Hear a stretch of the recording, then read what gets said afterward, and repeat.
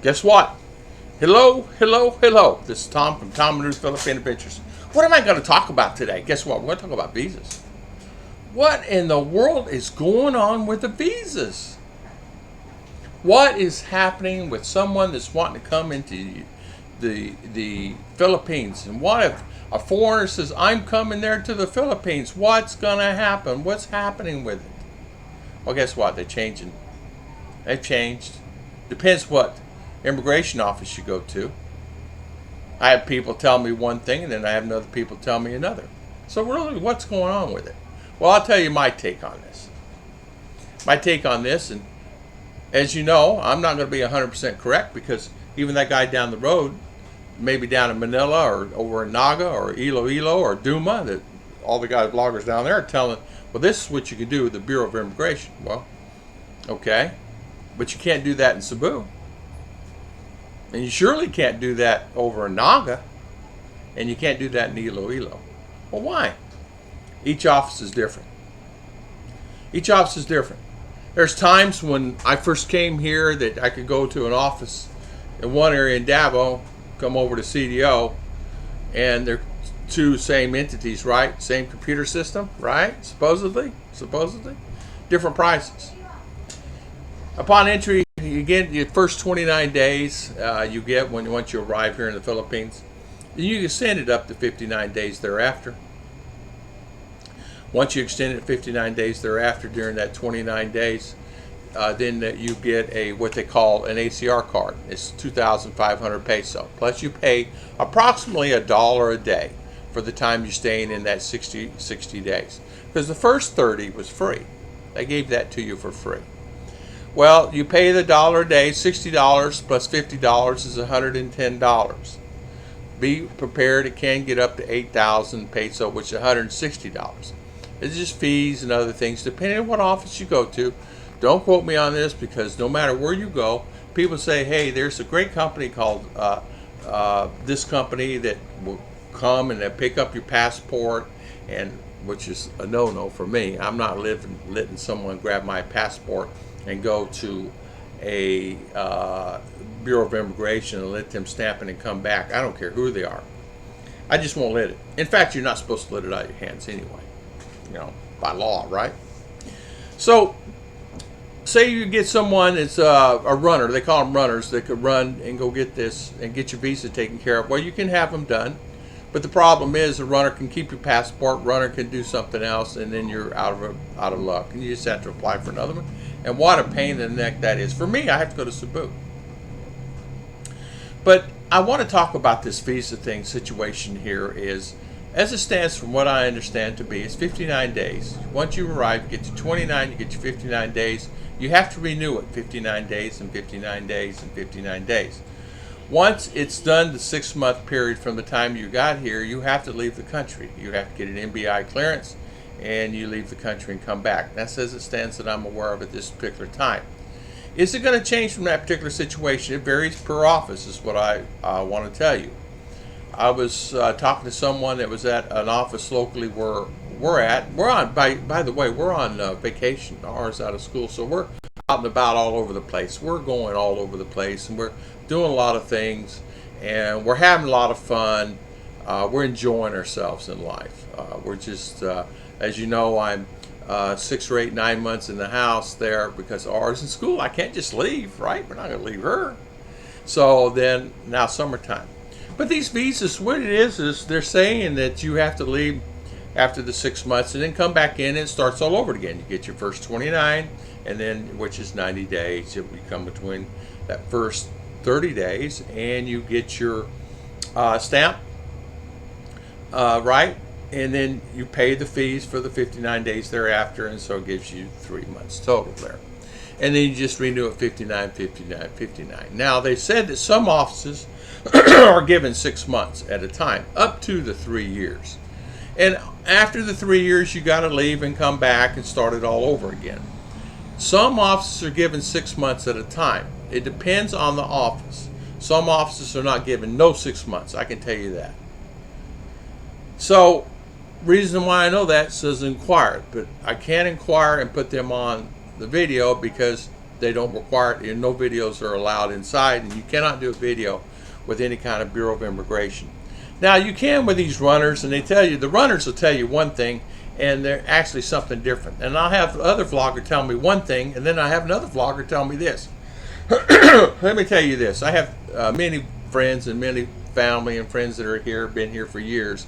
You can go, I have a friend there in Naga. He went and had he just arrived to live here full time, looking to get the military visa, but he found out that the military visa was a little bit more, and he wanted to do a little bit more complicated, a lot of paperwork that more than he wanted to do, and so he decided he was just going to get 13A, and so he's in the process of getting the 13A. But he arrived here, he got his first 29 days. After the 29 days, he went in and got his 59 days. After 59 days, he asked them, said, can I extend this longer than the 59 days? And they said, no, you cannot. So he is on the 59 day, 59 day, 59 day. He has to leave in 6 months and go out of the country and come back. That's at that particular Bureau of Immigration office. I suggested to him where he is at to try another Bureau of Immigration office, which is 2 hours away, a little over 2 hours away from him. I will tell you the offices, but I don't want to throw the offices under the bus. So he went to another office. Now remember, he had already been to another office. They said, yes, we can give you a 6-month extension, not a problem. So his goal is to go there and get the 6-month extension. But after the first extension, he has to leave the country. So each office is different completely on this immigration thing. Now, the laws is I read the law. The new law has been formed. They voted on it and things like that, but nothing's still finalized. What's happened with it is, I guess it's become stagnant or something, but as it stands, it's 59 days. Now, the 3-year rule states that you can actually leave the country during any time you want after the 6 months. So if you decided after 6 months you want to leave the country, you can leave the country and go wherever else and come back in, but it restarts all over again. You have to restart it all over again. Well, with the 13A, if you're married to a Filipina, she sponsors you for the 13A. She actually still sends the paperwork in, and you're sponsored by her, just like I'm sponsoring her to be in the United States of America. So she sponsored me to have the 13A. During that time, if she passes or something happens to her, and or a relationship goes sour, she has the right to deny that, and then you have to go back on a tourist visa and or a SRV, military visa, and or the deposit visas. Deposit visas vary. There's so many visas online. You put $10,000 or $20,000 down, depending on what visa you want, and then you can have visa. Now, some people are saying, well, I just want to visit there. I'm not going to live there full time. What is the best thing for me? Are they still doing the bleak buy-in box visas? And they presently still are doing those at this present time today. They still are doing the bleak buy-in visa, where you can actually come into the country with your Filipina. For example, if you wanted, say you're married, right? You have to be married. You can't just be boyfriend, girlfriend. You have to be married. Bring your marriage certificate. If she's wherever, she can meet you in Thailand or whatever, and then come back in the country and you can get a visa. But most of the time, if you're already married, all you have to do is show proof of your marriage certificate and things like that. But they may want to see her. Depends on the agent. It goes, again, to be honest with you, I've noticed here in the Philippines, it depends what office you go and depends what person you talk to. One time in Davao, they told me I could never, ever, ever get a 6-month extension. I went off on this guy and I said, I can't just keep coming here 5 hours every 2-3 months, and I need an extension longer than that. Finally, I talked to the big cheeser. He says, yes, I can give you one. Of course I can. Or they tell me they can't get it. Well, no, you can. I'll give it to you. So he did. And so I would see that guy when I was there and got 6 months at a time. But he got transferred, and so that 6 months disappeared after a period of time, and I ended up with going back to the normal. As you know, it changes. Things change here all the time. People say that, well, you can do it this way today. Tomorrow it may change. It may change 110%. And I think you should really take a look at that, where you want to live and where you want to be. And that's a very important thing too, is if you think that stay close to the Bureau of Immigration office. You don't ride a bus for 4 hours one way trying to get to an office, right? How frustrating is that? And that's what's happened to me. I mean, I'm 4.5 hours from Davao and 3 hours from CDO, and where I live, and it can get quite complicated getting there. And if you make it on a day trip, you better get in and out of that. They better not be messing around, because it's gonna be 12, 14-hour day on a bus, including your lunch. And that's what Ruth and I would do. I mean, we encountered 60 times. We went to the Bureau of Immigration 60 times in 1 year. So we are very familiar with the Bureau of Immigration. I'm not going to go in detail. It was a nightmare. Just the way it was for me, it was a nightmare. And other people's had the same problem. Not just me, but it's just the way it is in this life, and when you live in a country that's not your country.